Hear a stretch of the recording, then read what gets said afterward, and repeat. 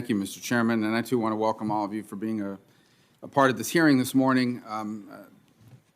To hear the threats, the assessment of the threats that confront our country and our interests around the world. You know, what makes this hearing very unique, it's the one time a year when we've had them, we haven't had them in a couple years, but it's the one time a year where the American public and the members of Congress here in the Senate get an unvarnished presentation by an apolitical intelligence community of the real national security threats that our country faces. But I think it's also a good opportunity to sort of remind the men and women of our nation who we work for and everyone watching what intelligence is. There's a lot of TV shows about intelligence. There's a lot of movies. You may have seen them, miniseries and everything else. And there's a lot of media reports, some accurate, some not, about the work that occurs in the intelligence community. At its core, the intelligence community and our intelligence functions are about three things: gathering information, especially information that adversaries are producing that they don't want us to have, foreign adversaries; analyzing that information to understand what it means, what it could mean, why they're doing it, and then third, using all of that to help inform policymakers in making policy decisions and inform the actions that we take. Those are the three cores of what intelligence work is all about. It sounds simplistic, but it is incredibly important. When it works, when it's working well, our country is spared all kinds of horribles that people never learn about. When it doesn't work, we face sometimes catastrophe and terrible outcomes, and everyone knows about it. And we spend a long time analyzing it.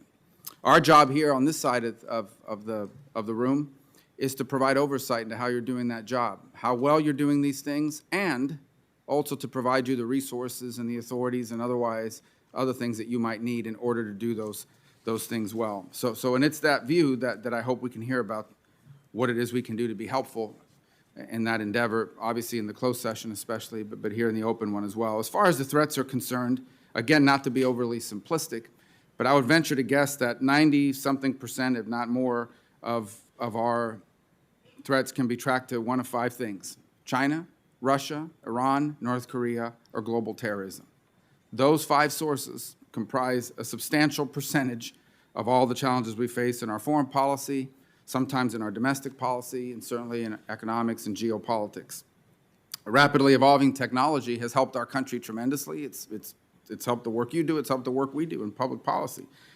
But it's also advantaged our adversaries, none of whom, by the way, are constrained by laws or the sorts of commitments we've made to things like the rule of law or a moral compass and principles when it comes to utilizing things like deep fakes, advanced data analytics, disinformation, misinformation, artificial intelligence, and more. They're completely unrestrained from any of the things that we are restrained by, both in law and from morality. The cyber threat that the chairman spoke about a moment ago is real, both in our government networks and U.S. critical infrastructure. As a government, we need to, I believe, have a more explicit cyber deterrence policy that will clearly set expectations for accepted cyber behavior and delineate very clear responses when those lines are crossed. Today's technology environment allows adversaries to wreak havoc, and they often do so at a minimal cost. SolarWinds hack illustrates how easily U.S. infrastructure can be compromised. It's not hard to imagine how much destruction could be levied if our adversaries were determined to conduct such an attack beyond espionage on things like the power grid or our water supply. These are 21st century threats, unimaginable just 2 decades ago. The theft of our innovation, often funded innovation that was funded at its basic level by the U.S. taxpayer, that threatens our economic competitiveness. It comes at the expense of our economy, American jobs, American industrial capability. China, for example, as part of its military-civil fusion strategy, has proven itself adept at finding ways for its agents to extract that sort of information from private corporations. It takes full advantage of the robust UN scientific research and development industry that capitalism has fostered by sending their agents and, frankly, by threatening and forcing students who study at our laboratories and universities to steal the research and give it to them to benefit the Communist Party. So I look forward to hearing from the FBI in particular as to the work that we're doing to confront the massive threat that this poses. The insights of the intelligence community on the top threats confronting us this year are also critical to better shape our foreign policy, helping us to execute it and understanding whether or not we are achieving our national goals and furthering our national interest. In that regard, as the chairman already pointed to, is the situation in Afghanistan. It was a decision that was begun under the previous administration and is being brought to its conclusion under the current one. And irrespective of how anyone may feel about it, no one can deny it's going to have serious security implications for our country for years to come. There's no doubt the nation is weary of over 20 years of war and certainly the counterterrorism fight.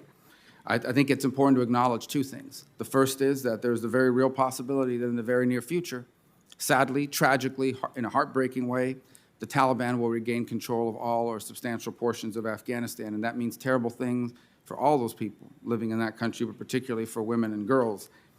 But the second thing we need to acknowledge is that if they do, there's also a very high likelihood that, in fact, if they do, I think it's almost certain that al-Qaeda will return to Afghanistan, will use it as a safe haven, and will use it as a launch pad for terrorist attacks against our country, our people, even potentially here in the homeland.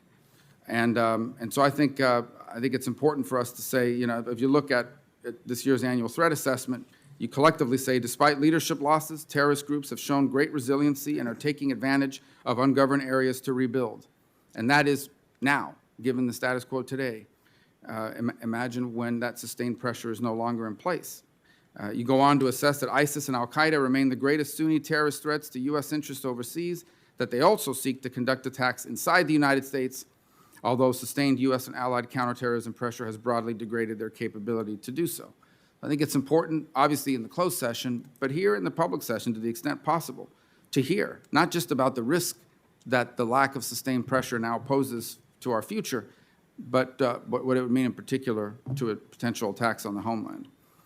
You know, the intelligence community can't afford to be complacent for even 1 minute, which of course makes your jobs collectively and individually, and the jobs of the men and women who work for you, under you, and who you represent here today, a very difficult job.